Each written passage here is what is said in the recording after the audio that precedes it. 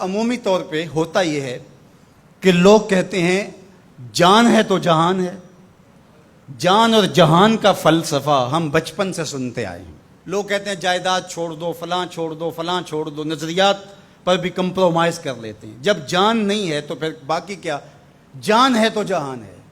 اس فلسفے کو حسین ابن علی نے بدل کے رکھ دیا کہ جان ہے تو جہان ہے. حسین نے بتایا جان نہیں ہے پھر بھی پوری کائنات تیری ہے. لوگ یہ کہتے ہیں کہ اگر لٹ گئے تو پھر سب کچھ برباد ہوگا. حسین نے یہ فلسفہ دیا لٹ کے ہی تو آباد ہوا جاتا ہے. یزید سب کچھ بچا کے بھی نہ بچ سکا، حسین سب کچھ کٹا کے بھی زندہ و جاوید رہا. یہ فلسفہ دیا سب کچھ کٹ جائے، سر نیزے کی نوک پہ بھی چڑھ جائے، خاندان کی لاشیں بکھری پڑی ہوں اور گھوڑوں کی ٹاپوں تلے روندی جائیں، کفن بھی کھینچ لیے جائیں، خیموں کو بھی آگ لگا دی جائے، لیکن سر شہیداں پھر بھی نیزوں پہ بلند ہی رہے گا، اونچا ہی رہے گا. یہ فلسفہ حسین ابن علی نے دیا. یہ سر جھکنے کے لیے نہیں ہے، یہ سر اوپر بلند ہونے کے لیے. اور میں ایک بات کہا کرتا ہوں، لوگ سر بچانے کے لیے ہاتھ دے دیتے ہیں، ظالم کے ہاتھوں میں ہاتھ دے دیتے ہیں کہ سر بچ جائے. حسین نے ہاتھ بچانے کے لیے سر دے دیا. ہم نے بچپن سے لے کر کے لڑکپن تک اور لڑکپن سے لے کر آج تک حضرت نبی رحمت صلی اللہ علیہ وآلہ وسلم کا یہ فرمان سنا ہے، من رآ منکم منکرا فلیغیرہ بیدہ فإن لم یستطع فبلسانہ فإن لم یستطع فبقلبہ وذلک اضعف الایمان او کما قال النبی صلی اللہ علیہ وسلم. تم میں سے اگر کوئی برائی کو دیکھے تو وہ ہاتھ سے روکے، ہاتھ سے نہیں روک سکتا تو زبان سے روکے، اور زبان سے بھی نہیں روک سکتا تو کم از کم دل سے برا جانے. اور یہ سب سے کمزور ترین ایمان کا مرتبہ تھا. جو لوگ کہتے ہیں امام حسین کربلا میں کیوں گئے، میں انہیں کہتا ہوں امام حسین حضور کی گود کے پالے ہوئے تھے، کمزور ایمان والے نہیں تھے کہ دل میں ہی کڑتے رہتے اور ظلم کو اور جبر کو اور زیادتی کو اور ناانصافی کو ہاتھ اور زبان سے نہ روکتے. حضرت امام حسین کے خطبے دیکھ لیجئے، قدم قدم پہ خطبے دیے. محمد بن حنفیہ کے نام جو آپ نے وصیت نامہ لکھا تھا، آپ نے فرمایا انی لم اخرج عاشرا ولا بطرا ولا مفسدا ولا ظالما. میں سیر سپاٹے کے لیے نہیں جا رہا اور نہ ہی میں اپنی کسی خواہش کی تکمیل کے لیے جا رہا ہوں. میرے اہداف میں، میری خواہشات کے کسی گوشے میں یہ موجود نہیں ہے کہ میں تخت و تاج حاصل کر لوں گا. انما خرجت لطلب الاصلاح فی امت جدی. میں اپنے دادا کی امت کی اصلاح کے لیے جا رہا ہوں. ارید ان آمر بالمعروف وانہی عن المنکر. میں امر بالمعروف اور نہی عن المنکر کے جذبوں سے مالا مال ہو کے میں اس سفر کو اختیار کر رہا ہوں.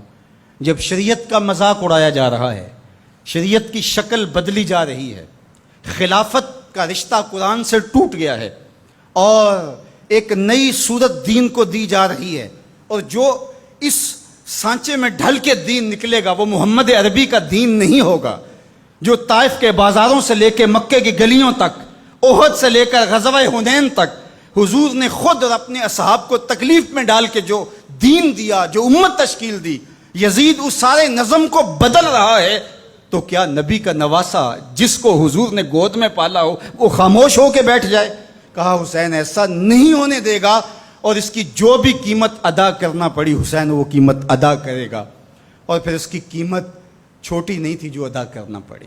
اگر حضرت امام حسین رضی اللہ تعالیٰ عنہ اس وقت کربلا کے تپتے ہوئے ریگزار میں، اس میدان حق و باطل میں اپنی قربانی پیش کر کے جبر کا راستہ نہ روکتے تو یہ بات اچھی طرح سے ذہن نشین کر لیجئے، اسلام کی یہ شکل جو آپ کو دکھائی دے رہی ہے یہ موجود ہی نہ ہوتی. دنیا کے اوپر کتنی تہذیبیں، کتنی ملتیں اور کتنی اقوام جب ان کے اندر تغیر آیا تو وہ اپنی اصل صورتی چیزیں کھو بیٹھی. دنیا کے اوپر کتنے مذاہب، یہودیت کی شکل دیکھ لیجئے، کیا یہ وہی صورت ہے جو حضرت موسیٰ لے کر آئے؟ عیسائیت کی شکل دیکھ لیجئے، کیا یہ وہی صورت ہے جو حضرت عیسیٰ لے کر کے آئے؟ ابھی کچھ دن ہی نہیں گزرے تھے تو حواریوں کے بعد جو ہوا اور جس طرح سے دین عیسیٰ کا حلیہ بگاڑ کے رکھ دیا گیا، جس طرح موسوی دین کی شکل تبدیل کر کے رکھ دی گئی، تو کیا دین محمدی کی شکل باقی رہ جاتی؟ جب یوں دین کی صورت اور شکل کو بدلنے والے میدان میں آپ موجود ہوئے تھے، لیکن باقی ادیان، باقی تہذیبیں، باقی ملل، باقی قومیں، ان کی شکل اس لیے تبدیل ہو گئی کہ اس شکل کو بچانے والا کوئی حسین وہاں نہیں تھا، اور یہاں اس دین کی اصل صورت اور شکل اس لیے موجود رہی کہ اس دین کو بچانے والا حسین ابن علی موجود تھا۔ مسٹر گوکھلے نے کہا تھا کہ اگر حسین ابن علی رضی اللہ تعالی عنہ نہ کھڑے ہوتے تو اسلام یا تو مٹ ہی جاتا، اور اگر موجود رہتا تو اس کی وہ شکل نہ ہوتی جو محمد بن عبداللہ لے کر آئے تھے، اس کی شکل وہ ہوتی جو یزید پیش کر کے جاتا۔ لیکن حسین ابن علی کی قربانی، ان کی نہضت کی وجہ سے، ان کے قیام کی وجہ سے، ان کے کھڑا ہو جانے کی وجہ سے 14 صدیاں گزرنے کے بعد آج بھی وہی اسلام ہے جو آمنہ کا لال دے کے گیا تھا۔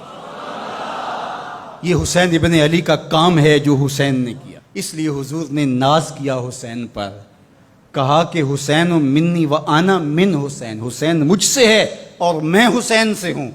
یہ مجھ سے ہے کہ میری بیٹی کا بیٹا ہے، میری نسل ہے، میرا نسب ہے، میں حسین سے ہوں، قیامت تک میرے دین کا جھنڈا جھولتا رہے گا، تو اس کی بنیادوں میں لہو حسین ابن علی کا۔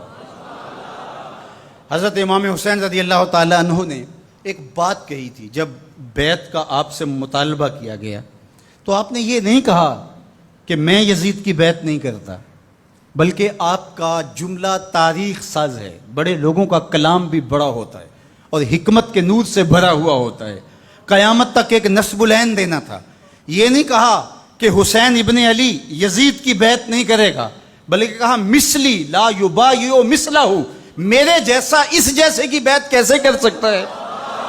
تو یہ قیامت تک کے لیے لاہ عمل دے دیا کہ جو حسین کے نقشے قدم چلنے والا ہوگا وہ وقت کے یزید کے ہاتھ میں ہاتھ نہیں دے سکتا، چاہے گردن کٹ جائے، بازو کٹ جائے، خاندان لٹ جائے۔ یہ حسین ابن علی کا پیغام ہے۔